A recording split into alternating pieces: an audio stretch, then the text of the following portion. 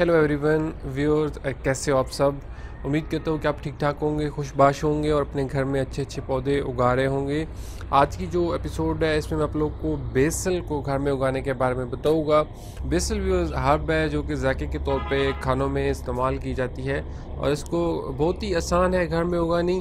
तो मैं आप लोग को भी बताता हूँ कि उसको गमलों में आप लोग किस तरीके से उगा सकते हैं। सो व्यूअर्स, ये मेरी बेसल है जो कि मैंने अपने घर की छत पे उगाई हुई है और इसको मैंने 10 इंच के गमले में उगाया हुआ है। सो बेसल जो है इसकी अगर आप लोग सीड पहले सीडलिंग ट्रे में लगा के इसकी पनीरी तैयार कर लें तो वो थोड़ा सा बेहतर रह जाता है। आप लोग उसको जल्दी उगा लेंगे और उसकी जब पनीरी तकरीबन 1 माह की हो जाए तो उस टाइम पे फिर आप उसको शिफ्ट कर सकते हैं गमलों में। और इसके लिए मेरे ख्याल में जो 10 इंच का गमला है वही बेस्ट गमला है। 10 इंच के गमले में इसके मैंने अभी यहाँ पे 3 प्लांट्स टोटल जो है वो ये मैंने इसके लगाए थे। अभी भी मेरे वाली जो ये बेसल है ये पर्पल बेसल है और इसमें इसकी काफ़ी सारी और भी किस्में हैं। थाई बेसल होती है, स्वीट बेसल होती है, उसके आप अपनी मर्ज़ी के बीज ले सकते हैं किसी भी इसमें किस्म के। और लगाने का तरीका तकरीबन सारों का सेम ही होता है। और इसमें जो गमले में मिट्टी यूज़ करनी है तो बेसल जो है इसको वेल ड्रेन्ड सॉइल चाहिए होती है क्योंकि उसको पानी बहुत ज़्यादा चाहिए होता है। तो आप लोगों ने ऐसा एक तो गमला चूज़ करना है कि जिसके जो नीचे है वो ड्रेनिंग के लिए अच्छे सुराख हों। और साथ में आप लोगों ने जो मिट्टी यूज़ करनी है तो इसमें मैंने अभी पॉटिंग मिक्स यूज़ किया है। इसमें मैंने 2 पार्ट्स जो है वो कोकोपीट है, 1 पार्ट इसमें कंपोस्ट है और साथ में परलाइट है। तो आप लोग चाहें तो इसके लिए मिट्टी भी यूज़ कर सकते हैं और मिट्टी के लिए आप लोग तकरीबन इसमें 1 पार्ट मिट्टी, 1 पार्ट कंपोस्ट और 1 पार्ट सैंड का कम्बिनेशन बना के इसको उगा सकते हैं। तो इसके लिए जो भी चीज़ यूज़ करनी है वो ऐसी यूज़ करनी है कि उसमें पानी की जो ड्रेनिंग है वो बहुत अच्छी होती रहे।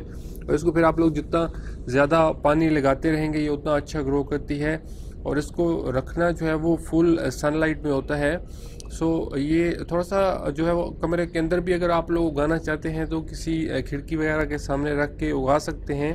लेकिन इसकी जो स्पीड से ग्रोथ होगी और ज़्यादा जल्दी जल्दी इसके जो पत्ते उगेंगे वो इसके तभी उगेंगे कि जब ये फुल डे ऑफ सनलाइट में जो है वो किसी जगह पे पड़ी होगी। अभी मेरे भाई जो है ये बाहर पड़ा है, अपने घर की छत पे मैंने रखा है। इस पर अभी पूरे जो सूरज की पूरे दिन की रोशनी है वो आती है और इससे अभी ये काफ़ी स्पीड के साथ ग्रो कर रहा है। इसको मैंने अगस्त में लगाया था और बहुत ही ज़्यादा जो गर्म दिन होते हैं जैसा कि मई जून हो गए हमारी जगह पर गर्मी उन दिनों में बहुत ज़्यादा होती है, उन दिनों में ये इतना अच्छा ग्रो नहीं करेगी। इसको आप लोग जुलाई या अगस्त में फिर इसकी सीडलिंग करके इसको लगा सकते हैं और फिर ये आगे जो है वो काफ़ी अच्छा ग्रो करती रहती है। इसको फुल सनलाइट में रखें और काफ़ी तेज़ी के साथ जो है वो ग्रो करती रहेगी। बेसल की व्यूअर्स जब शुरू में इसकी एक पौधा उग रहा होता है तो उसकी जो मेन स्टेम आ रही होती है जब वो तकरीबन इतनी ऊंची हो जाए जितना ये मेरा प्लांट है, तो इतनी ऊंची हो जाए तो उसको आप लोग एक दफ़ा प्रोन भी कर सकते हैं। इसकी जो ऊपर वाली जो इसकी होती है कॉम्पल वो तोड़ लेंगे तो इसकी जो फिर साथ वाली जो कॉम्पलें हैं वो फिर थोड़ा घना होकर उगेंगी। अभी मैंने ये जो मेन ब्रांच दरमियान वाली है इसकी मैंने ऊपर से इसको पिंच कर लिया था, तो अभी आप देखें कि इसकी ये जो साथ वाली हैं ये काफ़ी बड़ी बड़ी इसके साथ से ग्रो कर रही हैं। तो इसको थोड़ा सा घना हो के उगने दें क्योंकि आप लोगों ने सिर्फ इसके पत्ती इस्तेमाल करने होते हैं। सुबह इसको इस्तेमाल करने का जो तरीका होता है बहुत ही सिंपल होता है। इसके पत्ते हम लोगों ने यूज़ करने होते हैं और इसमें आप लोग इसकी कॉम्पलें भी तोड़ सकते हैं, ये चाहें तो पत्ते भी तोड़ सकते हैं। तो इसको आप लोग जितना ज़्यादा हार्वेस्ट करेंगे ये उतना तेज़ी से और ग्रो करेगी। तो इसको इस तरीके से इसकी जो नरम नरम कॉम्पलें हैं ये भी तोड़ के यूज़ की जा सकती हैं।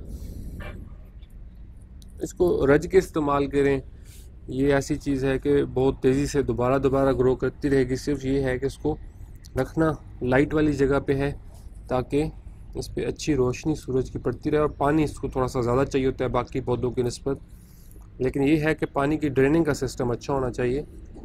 तो होपफुली इससे आपको बहुत ज़्यादा बेसल जो है वो इस्तेमाल के लिए मिलती रहेगी। और वैसे भी इसका जायका इतना तेज़ होता है कि इतनी ज़्यादा चाहिए भी नहीं होती, 2-3 पत्ते ही मैक्सिमम चाहिए होते हैं। इसको चटनी वगैरह में भी इस्तेमाल कर सकते हैं और अभी मेरे हाथों से भी इसकी खुशबू आने लग गई है। इसका जायका जो है वो बड़ा तेज़ होता है। सो व्यूअर्स, बेसल को ज़रूर अपने घर में ग्रो करें। One of the easiest herb है ये ग्रो करनी।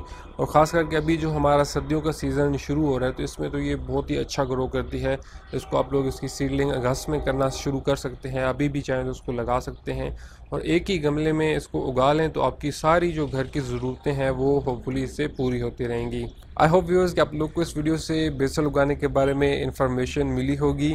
मुझे व्यूअर्स अच्छे लोगों की बहुत सख्त ज़रूरत है। मेरे चैनल को ज़रूर सब्सक्राइब कीजिएगा ताकि मेरे जो आने वाली वीडियोज़ हैं उनकी अपडेट्स आप लोग को मिलती रहें। अपना बहुत सा ख्याल रखिएगा। बात होती है अगली वीडियो में, तब तक के लिए बाय बाय।